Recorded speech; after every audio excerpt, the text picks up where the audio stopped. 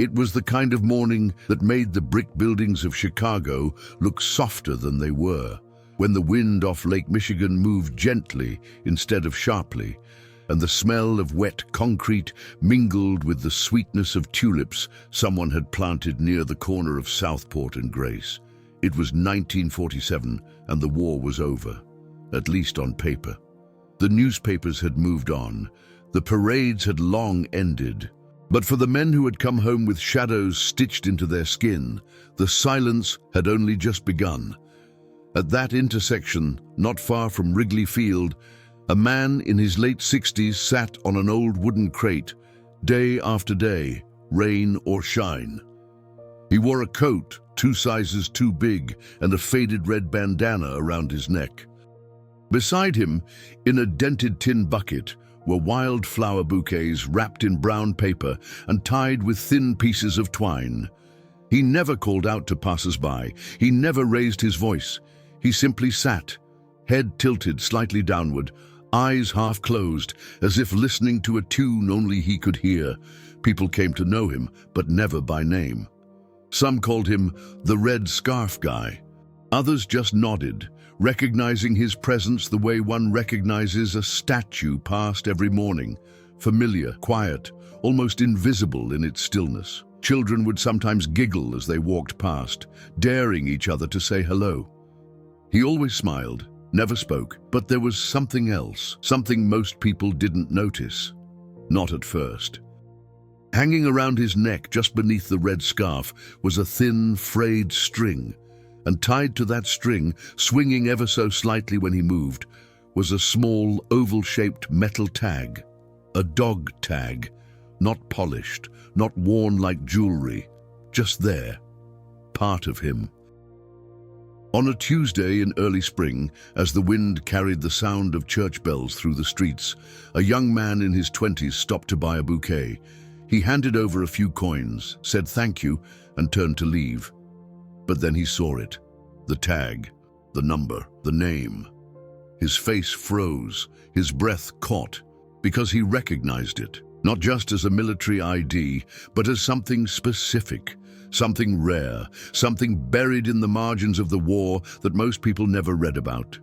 A detail, perhaps, but for him, it was a key, and it unlocked a silence that had lasted too long. He looked up, meeting the old man's eyes. The man didn't flinch. He only smiled faintly and said in a low, steady voice, "Flowers don't ask questions.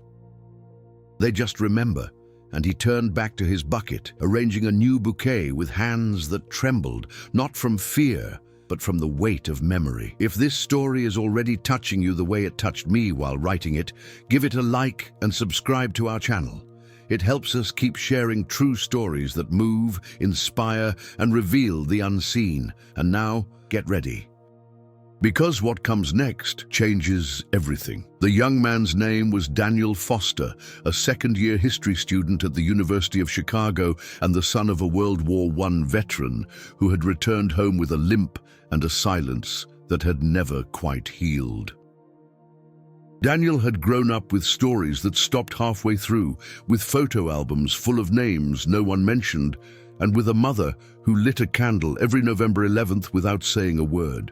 His fascination with military history wasn't about glory or medals.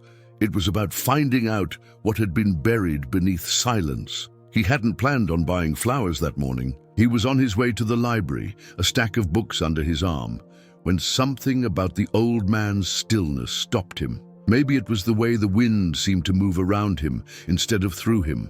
Or maybe it was the flowers, humble and simple, yet arranged with the care of someone who believed they mattered. Daniel bought a small bundle of daisies, said thank you, and was about to turn away when the dog tag caught the light. He hadn't noticed it before, but now it glinted just beneath the red scarf, swaying slightly as the man's hand adjusted a bouquet. Oval, worn, American military issue. Daniel stepped closer, pretending to tie his shoe. He squinted, eyes scanning the faint engravings. R. Callahan, 329011467, T42143, Opos, US. His stomach turned. The serial number format, the blood type, the initials, they were unmistakably from a very specific time. World War II, 1942-43, likely issued at a stateside training base. But what caught his eye most was the name, Callahan. Daniel had seen that name before. In a declassified document he'd read for a research paper on the ghost battalions, small, often disbanded or unacknowledged units sent into the Pacific or Europe, many of which never officially returned. One of them, he remembered, was the 3126th Quartermaster Detachment, which had been lost somewhere in Italy in 1944. The name Raymond Callahan had appeared once, barely legible, in the corner of a page listing presumed KIA, body not recovered. Daniel's hands trembled as he stood up. He looked the old man in the eyes and said quietly, "Sir, is that your tag?" The man looked at him, not surprised, not startled, almost as if he'd been waiting. "Most people don't notice. You did. Why?" Daniel hesitated. "Or because I've seen your name in a file that says you never came home." The man smiled. It wasn't joy, it wasn't fear. It was something quieter, like someone finally hearing their name after years of silence. "Maybe I didn't." And then he turned back to his flowers. That night, Daniel sat alone in his dorm room, flipping through photocopied records from the National Archives. The 3126th. Logistics, supplies, non-combatant on paper, but reportedly sent into dangerous zones due to manpower shortages. The last communication from the unit dated July 14, 1944, near Monte Cassino. He searched the tag number. Nothing recent, nothing updated. As far as the government was concerned, Private First Class Raymond Callahan was still missing in action. But Daniel had just bought daisies from him. Over the following days, Daniel returned. At first he said nothing, only bought flowers and stood nearby. Eventually he brought coffee, a pastry, a copy of the Tribune folded under his arm.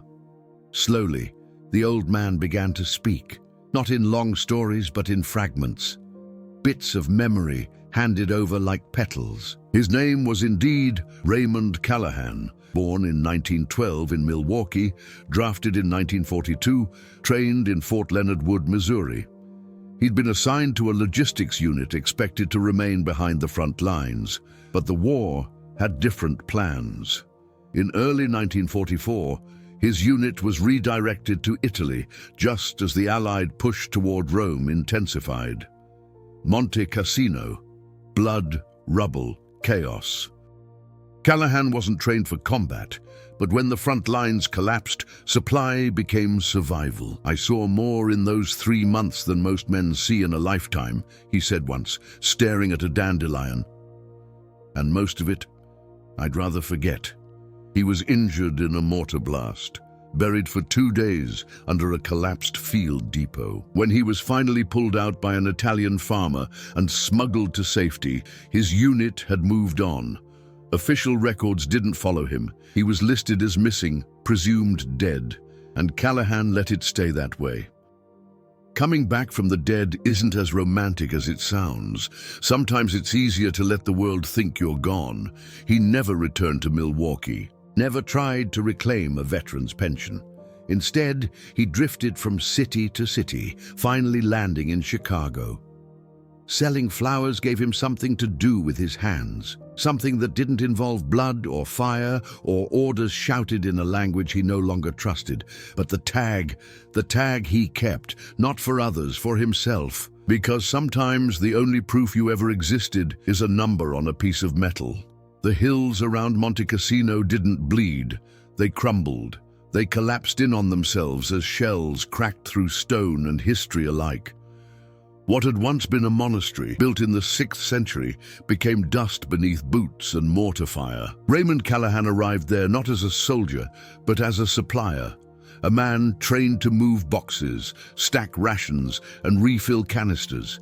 He'd never fired a rifle in combat, but war doesn't always follow paperwork. It was January 1944, cold and wet and angry. The Allies were trying to break through the Gustav Line, and Callahan's unit, the 3126th Quartermaster Detachment, was suddenly no longer behind the front. There was no front anymore. The lines blurred under rain and smoke, and every man became a shield for the man next to him, regardless of rank, training, or fate. Raymond remembered little details, the way the mud swallowed boots whole, the smell of cordite that never left his nostrils, the sharp, metallic taste of fear that clung to his tongue. They had arrived with crates of ammunition and left with stretchers. Most never left at all. He was 29, strong, but not a hero. He wasn't built for battle. His hands shook after the first night under shell fire, and he vomited twice before sunrise, but he kept going, because he had no choice. Then came the blast. A storage depot near their position took a direct hit. The ground opened like a mouth and swallowed him into a pocket of earth, broken wood, and silence. He remembered the ceiling falling, the flash of white, and then nothing. 2 days passed. He drifted in and out, the light above him dimming and returning. He could hear voices, English, then Italian. A boy's voice, maybe. Then fingers, dirt-caked and trembling, pulled at the rubble. When he opened his eyes, he saw a farmhouse, a woman's face, and a man with one arm bandaged, speaking broken English and offering bread.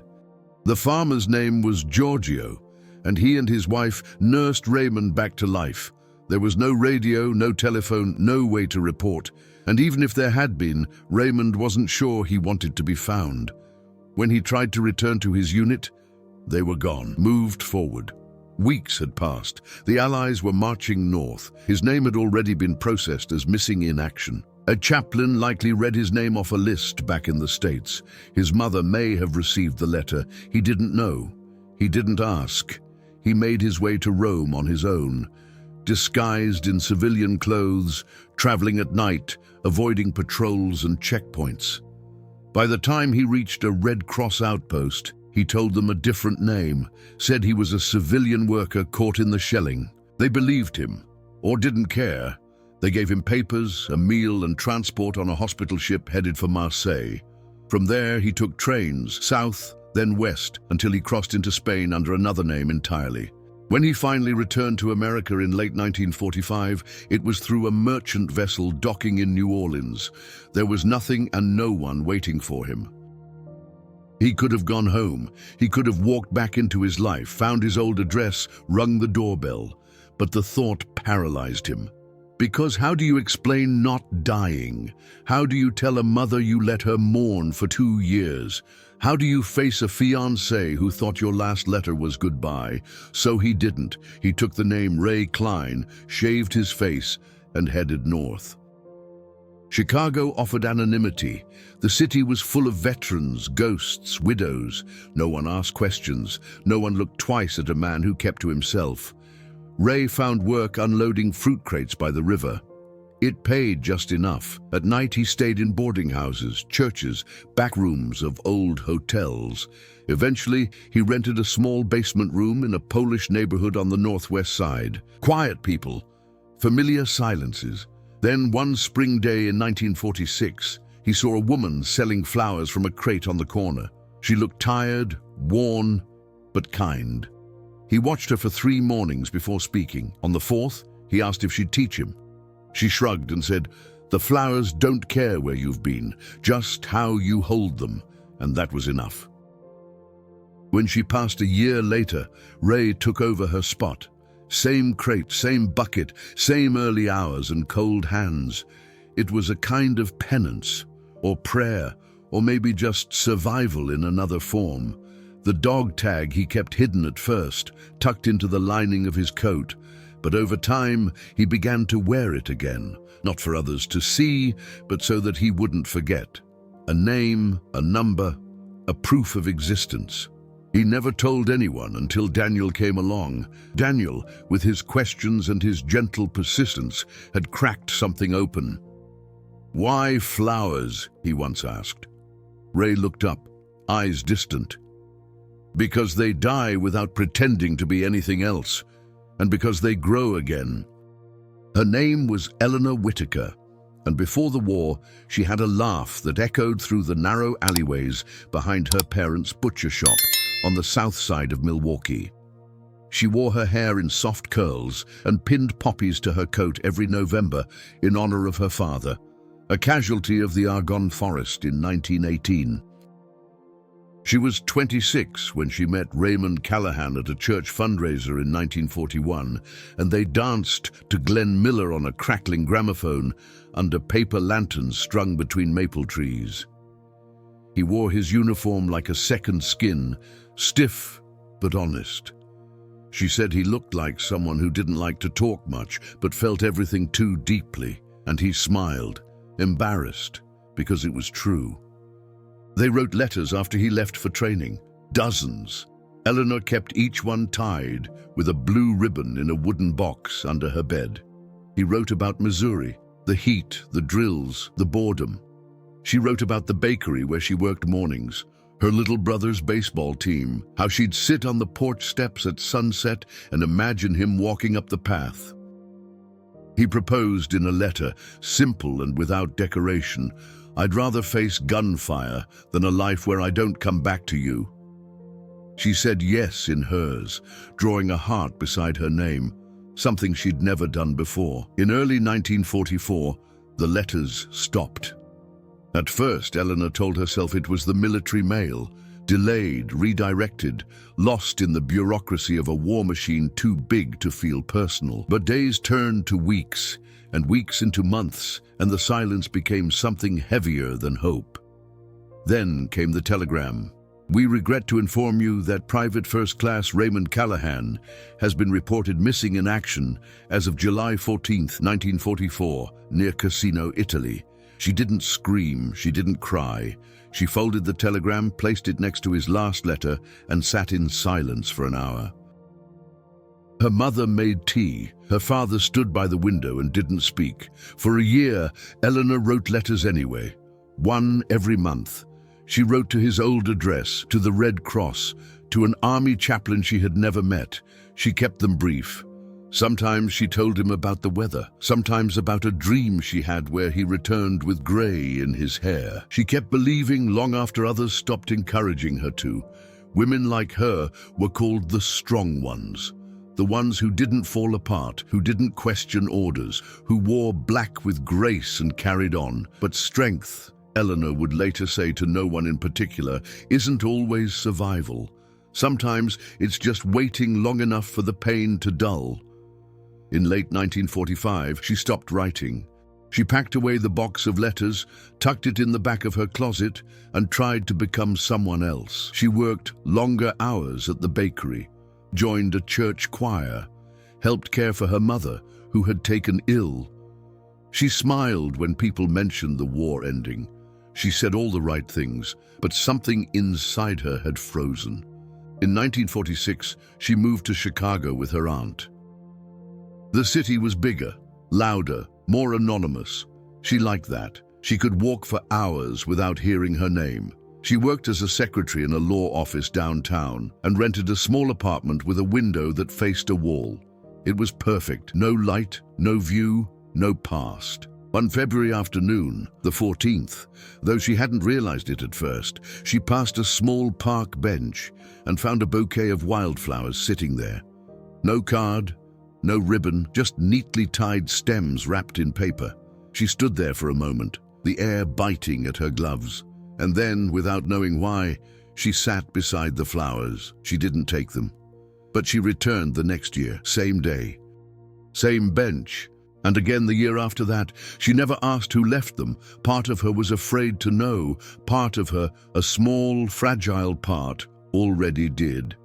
One spring, a boy selling newspapers on the corner near her office told her about a man who sold flowers on Southport. "He's old, real quiet," he said, "wears a red scarf and always gives extra flowers to the kids."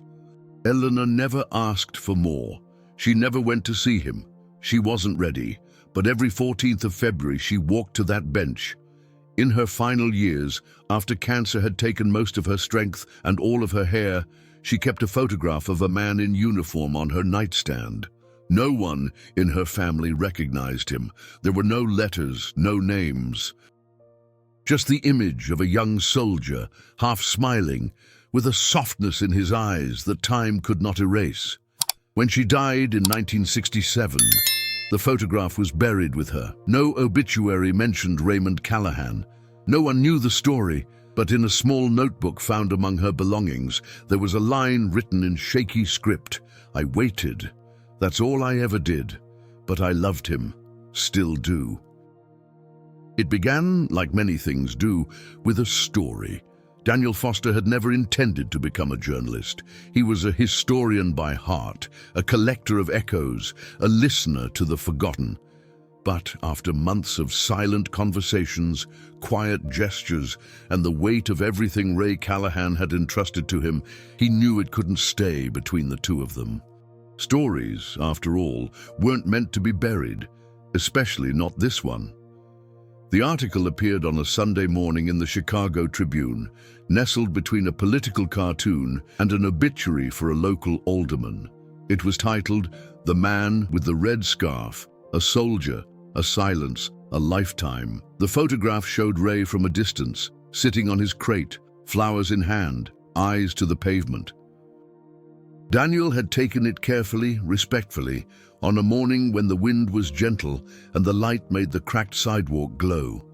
The article told Ray's story, or at least as much of it as Ray had allowed. It spoke of the dog tag, of the unit lost in Casino, of the flowers, and of a woman named Eleanor who had written letters to a man already declared dead. The city noticed, not with loud fanfare, but with something quieter, something deeper. Older veterans stopped by the corner to shake Ray's hand, some without speaking, simply nodding with tears caught in the corner of their eyes. Children brought him cookies. A retired teacher brought her whole class one morning, and Ray told them about sunflowers and how to tie a bouquet that lasts longer in the vase. The American Legion reached out. They had no record of him. He had never claimed his benefits, never registered at a VA office, never attended a reunion. When they offered to give him back his medals, Ray chuckled. "I never earned them, I just survived." Still, they insisted. And a week later, a small bronze star and a purple heart, mailed decades too late, sat quietly in a wooden box beside his crate. Local news picked it up, then regional, then national. A segment on CBS Sunday Morning ran a soft, slow piece titled, "The Flower Man of Southport Avenue." The footage showed Ray arranging flowers, smiling faintly and saying, "Some people write books. I just put beauty in a stranger's hand and hope it makes their day better." That was enough. Soon after, a group of students from the University of Chicago began gathering oral histories from surviving veterans and their families. Ray was their first interview. He didn't speak of battles or tactics. He spoke of mud, of fear, of a boy named Thomas who died holding a candy bar his mother had mailed him, of the night he dug a trench with his hands because the shovel had been blown apart. One student asked, "Do you regret not coming back?" Ray paused, looking at a daisy in his fingers. "I came back, just not the way they wanted me to." In May of that year, the Chicago History Museum opened a small exhibit titled, "The Quiet Return Lives After the War." At the center, under glass, was Ray's dog tag.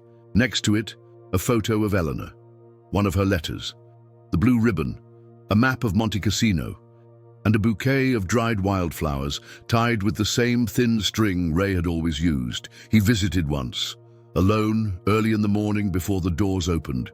A curator let him in. No cameras, no press. He stood in front of the glass for a long time. "I thought I buried all this," he whispered. The curator replied softly, "Maybe you planted it instead." In the weeks that followed, people began leaving flowers on the bench at the corner of Southport and Grace. Not bouquets, just single stems, a rose, a daisy, a poppy. Someone wrote a note.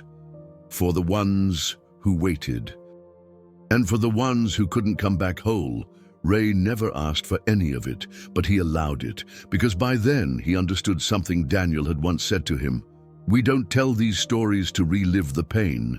We tell them so someone else doesn't have to carry it alone." And so, in the heart of a city that rarely slowed down, A man who once believed he had vanished became a symbol, not of victory or patriotism, but of quiet endurance, of the lives lived between parades and plaques. He was never comfortable with attention. He never liked crowds, but he understood now that remembrance was not about spotlight. It was about connection. That fall, someone petitioned to name the corner after him. Callahan's Corner, the sign would read. Ray laughed when he heard, "Sounds like a tavern," but he gave his blessing. On Veterans Day, a small crowd gathered as the sign was unveiled. No speeches, no brass bands, just the sound of wind in the trees and a lone bugle playing taps. Ray stood beside Daniel, his hands in his coat pockets. "You know, I never thought any of this mattered," he said quietly. Daniel smiled. "It always did. You just didn't see it." Ray nodded. And for the first time in years, he looked at the world not with resignation, but with recognition. Raymond Callahan passed away just as quietly as he had lived, on a chilly morning in early February, with a cup of black coffee still warm on the windowsill and a folded newspaper beside his bed. There were no signs of struggle, no emergency calls, no sirens, just stillness, peaceful, as if his body had simply decided that after all these years, it had carried enough. It was Daniel who found him. He'd stopped by with a book Ray had lent him weeks before, a slim volume of poetry filled with folded corners and underlined lines that meant more now than ever.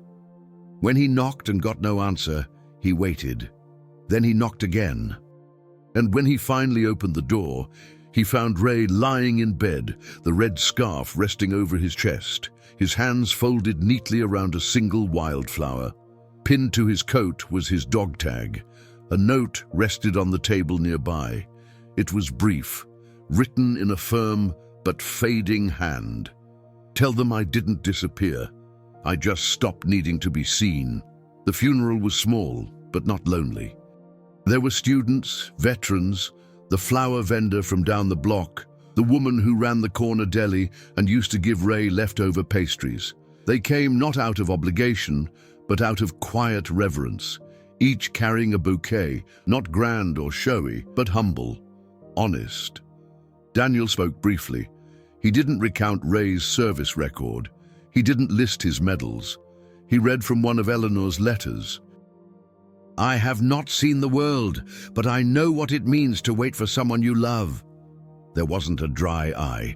Ray was buried at Graceland Cemetery in a shaded corner beneath an old elm. His grave marker was simple. Raymond Callahan, 1912-1950. He waited. He remembered. He remained. Next to it, someone planted wildflowers. No one admitted to doing it. But every spring they returned, daisies, forget-me-nots, and poppies. And each February 14th, just as the frost began to fade, someone would leave a bouquet on the bench at the corner of Southport and Grace. Still wrapped in brown paper, still tied with string, Callahan's Corner became more than a name on a sign. It became a place of memory, not just for Ray, but for every story that had never made it into history books, for every Eleanor who wrote letters into the void, for every veteran who came home different, or not at all, for every flower that bloomed in silence. The exhibit at the Chicago History Museum expanded. Visitors came from across the country. Teachers brought their students. Veterans left their own tags in a small box by the door, along with notes, photographs, and folded letters. One simply read, "For the ones we never got to say goodbye to." Daniel continued his work, now focused entirely on collecting the stories of those who had lived through war without ever firing a shot. The cooks, the medics, the quartermasters. He called them the Second Front. Whenever he was asked where it all started, he told them about a man with a red scarf, a bucket of wildflowers, and a number stamped on a piece of metal that had once meant everything and nothing at the same time. He never romanticized Ray's life. He never turned him into a myth, but he made sure he was never invisible again, and in that, Ray finally came home. Because sometimes legacy isn't carved in marble or sung in anthems. Sometimes it lives in the way someone ties a bouquet, in the silence that follows a story well told, in the nod of a passerby who may not know the name, but understands the meaning. Raymond Callahan didn't vanish. He planted himself in the city's memory, one flower, one glance, one heartbeat at a time. And from that quiet soil, something beautiful grew. We share true stories like this every day, stories that move you, stay with you, and remind us what it means to be human. If this story touched you like it touched us while writing it, leave a like, share it, and subscribe to our channel. Your support helps us keep these memories alive.